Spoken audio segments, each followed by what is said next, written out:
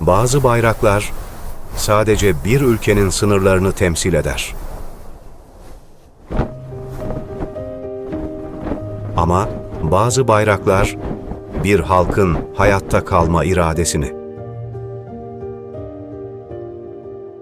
Gök bayrak işte böyle bir bayraktır. Gök bayrak, Doğu Türkistan çöllerinden yükselen bir feryat değildir. O, gökyüzünün ta kendisidir.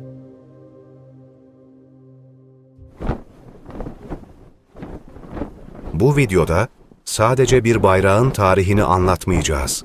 Bir rengin nasıl bir direnişin diline dönüştüğünü konuşacağız. Bir bayrak neden bir devleti korkutur? Bir kumaş nasıl olur da milyonlarca insana umut olur? Bu mavinin kökleri modern haritalardan çok daha eskiye uzanır. Türklerin tarih boyunca anlam yüklediği gök anlayışından, Orta Asya'nın uçsuz bucaksız ufuklarından, Tanrı dağlarının zirvelerindeki o berrak gökyüzünden süzülüp gelir.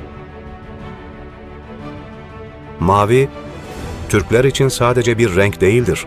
Sonsuzluğu, sadakati ve özgürlüğü temsil eder. Gökyüzü gibi hiç kimseye ait olmayan ama herkesi kapsayan bir alan. İşte bu yüzden bu renk bir tercih değil, bir duruştur. 12 Kasım 1933 sabahını hayal edin. Kaşgar'ın dar sokaklarında yankılanan ilk sesleri. O gün sadece bir devlet kurulmadı. Yüzyıllardır kurulan bir rüya, ilk kez masmavi bir kumaşta görünür hale geldi. 1933'te kurulan Doğu Türkistan İslam Cumhuriyeti ve 1944'te yeniden kurulan Doğu Türkistan Cumhuriyeti. Her ikisi de kısa sürdü. Ama bazı hikayeler süreleriyle değil, bıraktıkları etkiyle ölçülür. Gökbayrak, bu iki dönemin ötesinde süreklilik kazanan bir kimliğin sembolü haline geldi. Bu sembol, bir halkın "biz buradayız" deme biçimidir.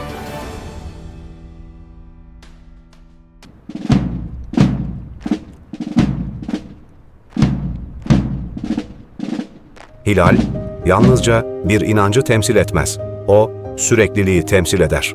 Her karanlığın ardından gelen yeni bir başlangıcı. Yıldız ise, yolunu kaybedenler için bir yön işaretidir.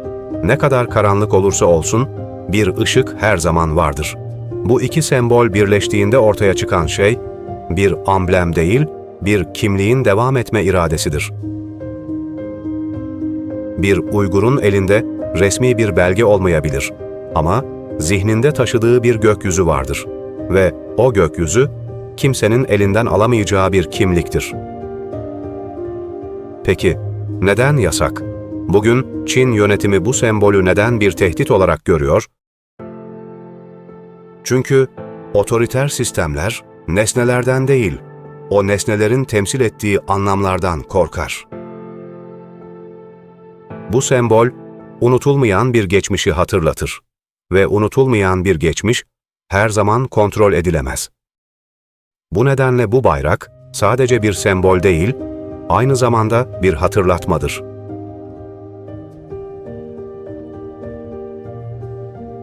Bir halkın kimliğini, tarihini ve geleceğe dair beklentisini hatırlatan bir sembol. Bugün Doğu Türkistan'da bu sembolü taşımak sadece bir ifade değil, bir risk. Bir genç, cebinde taşıdığı için kesin olarak hapse girer. Bir aile, bu rengi evinde bulundurduğu için ağır sonuçlarla yüzleşir. Bir renk, nasıl olur da bir insanın kaderini belirler? Eğer o renk, özgürlük talebinin sembolüyse, otorite için en tehlikeli şey haline gelir. 1990 yılının Nisan ayında Barın'da yaşananları hatırlayın. O soğuk namluların karşısında duran insanların zihninde de aynı gökyüzü vardı.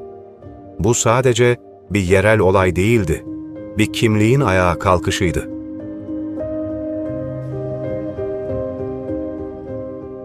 Bugün bir evde saklanan küçük bir mavi kumaş parçası, ciddi sonuçlara yol açabilecek bir sembol olarak görülüyor. Bir kumaş parçasının, bir insanın kaderini değiştirebildiği bir coğrafyayı hayal edebiliyor musunuz? Ama tarih bize şunu öğretir: fikirler, yasaklarla yok olmaz. Aksine, bastırıldıkça güçlenir. Gökbayrak, bugün kendi topraklarında bastırılmaya çalışılsa da, dünyanın farklı yerlerinde yaşamaya devam ediyor. Uzak şehirlerde, yabancı sokaklarda ama aynı gökyüzünün altında. Artık bu sembol, sadece bir coğrafyanın değil, bir mücadelenin ifadesidir. Bugün bu sembol, sadece bir protesto aracı değildir. Aynı zamanda kültürel bir direnişin parçasıdır. Bir sosyal medya profilinde, bir yürüyüşte, bir çocuğun çizdiği resimde var olmaya devam eder. Ve bu, basit bir işaretten çok daha fazlasıdır. Bu, unutulmamak için verilen bir mücadeledir. Çünkü bazı mücadeleler sessiz yürütülür. Ama etkileri çok derin olur. Bu sembol, sınırlara hapsedilemeyecek kadar büyük, yasaklarla susturulamayacak kadar köklüdür. O artık sadece bir bayrak değil, bir hafızadır. Sonuç olarak, bir bayrağı yasaklayabilirsiniz.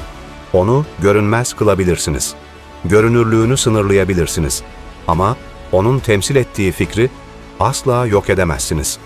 Gökbayrak, sadece geçmişin bir hatırası değildir. O, geleceğe dair bir umuttur. Bir gün yeniden doğacak bir sabahın işaretidir. Şimdi kendinize sorun, sizin gökyüzünüz hangi renkte? Doğu Türkistan'ın gökyüzü hala mavi. Ve o mavi bir gün yeniden özgürce gökyüzüyle buluşacak.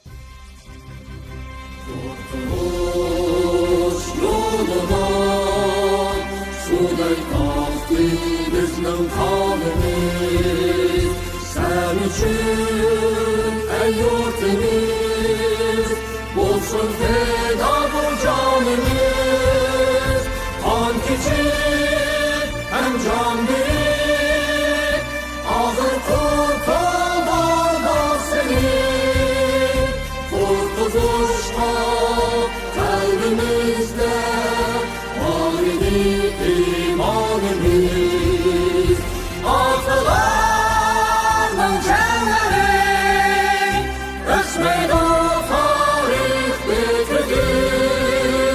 Meslihan-ı cengavar göz alın evladımız. Çıktı can hem aktı kan, bul diyar dünya aman. Yaşasın